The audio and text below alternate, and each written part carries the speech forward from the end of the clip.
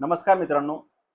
आपण मागच्या 8 दिवसापासून सोशल मीडिया झालं, न्यूजवर झालं, आपण विद्यार्थ्याचा आक्रोश बघतोय. तुम्ही बघितलं असेल, जे महाराष्ट्र सरकार आहे किंवा जे एम-पी-एस-सी आयोग आहे, यांनी एक जी-आर मागच्या 8 दिवसापूर्वी सादर केला आणि त्या जी-आरमध्ये असं लिहिलं होतं, की ज्या एम-पी-एस-सीच्या अपकमिंग एक्झाम्स आहेत, ह्या सगळ्या ऑनलाईन मोडमध्ये घेतल्या जातात.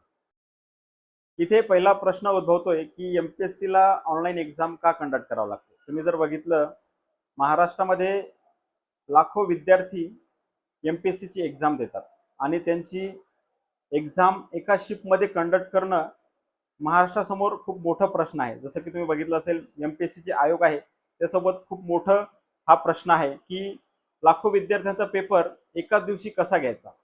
तर बेसिक हे मेजर रिझन आहे त्याच्यामागे ऑनलाईन जाण्याचं. दुसरी गोष्ट म्हणजे जे भ्रष्ट अधिकारी आहेत, तुम्ही बघितलं असेल पेपर फुटीमध्ये जे नीट पेपरमध्ये जे पेपर सेटर होते, ते खूप मोठ्या प्रमाणामध्ये इन्व्हॉल्व होते. तर ह्या गोष्टी सगळ्या मॅनेज करणं जे एम-पी-एस-सी आयोग आहे त्याला पण टफ जात आहे. जी एम-पी-एस-सी स्पर्धा परीक्षा करणारे विद्यार्थी आहेत एवढा विरोध का करतायत?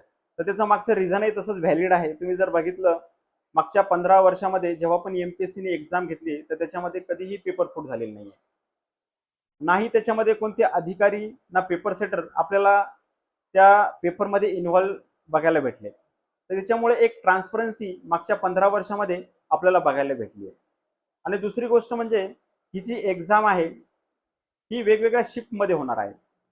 त्याच्यामुळे काय होईल, जो पेपरचा जी लेवल असणार आहे, ती प्रत्येक शिफ्टमध्ये वेगवेगळी असू शकते.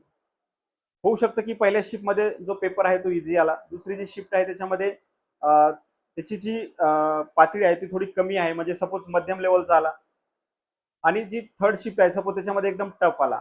तर त्या केसमध्ये काय होतं, त्याच्यामध्ये नॉर्मलायझेशनचा टॉपिक येऊन जातो. जेव्हा एम-पी-एस-सी आयोग याचा रिझल्ट डिक्लेअर करणार, तर त्यावेळेस ते कोणत्या बेसवर याचा रिझल्ट डिक्लेअर करणार, हा पण एक जो विद्यार्थी आहे, सर्वसामान्य विद्यार्थी आहे, त्यांच्यासमोर हा मोठा क्वेश्चन उभा राहिलेला आहे.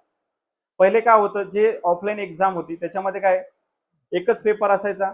त्याच्यामुळे विद्यार्थ्यांना जी ट्रान्सपरन्सी आहे ती एकदम बघायला भेटायची. मित्रांनो, ऑनलाईन एक्झाम घेणं काय वाईट नाहीये. तुम्हाला पण यासाठी सगळ्यात पहिले महाराष्ट्र सरकार किंवा एम-पी-एस-सी आयोगने जी नॉर्मलायझेशनची क्लॅरिटी आहे ती विद्यार्थ्यांना देणं खूप इम्पॉर्टंट आहे. तुम्ही नॉर्मलायझेशनमध्ये कोणता क्रायटेरिया डिसाईड केलाय, तो त्याची ट्रान्सपरन्सी पहिले विद्यार्थ्यांपर्यंत पोहोचली पाहिजे.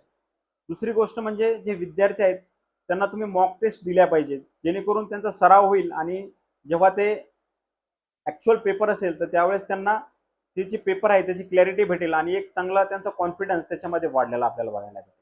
दुसरी गोष्ट म्हणजे आपण जे सी-बी-टीसाठी जे आपण केंद्र देणार आहे, परीक्षा केंद्र देणार आहे, त्या परीक्षा केंद्रावर खरंच सगळ्या गोष्टी अवेलेबल आहेत का? कॉम्प्युटर वेल आहेत का? त्याच्यानंतर माऊस आहेत, सी-पी-यू आहे, हे सगळे वेल कंडिशनमध्ये आहेत का? बरोबर काम करताय का? त्या सगळ्या गोष्टीचं ऑडिट होणं पण खूप इम्पॉर्टंट आहे. जर ह्या गोष्टी तुम्हाला खरंच जर सक्सेसफुल करायच्या असेल, तर ह्या गोष्टीवर काम करणं तुमचं पहिली जबाबदारी. मित्रांनो, मला शेवटी एवढंच सांगायचं आहे, की जे महाराष्ट्र सरकारने जो निर्णय घेतला किंवा जो एम-पी-एस-सी आयोगने जो निर्णय घेतला, जो सी-बी-टी किंवा ऑनलाईन मोडमध्ये जो एक्झाम घेण्याचा, तर तुम्हाला हा सरकारचा निर्णय कसा वाटतो? तर तुम्ही मला ह्या कमेंट सेक्शनमध्ये सांगू शकता.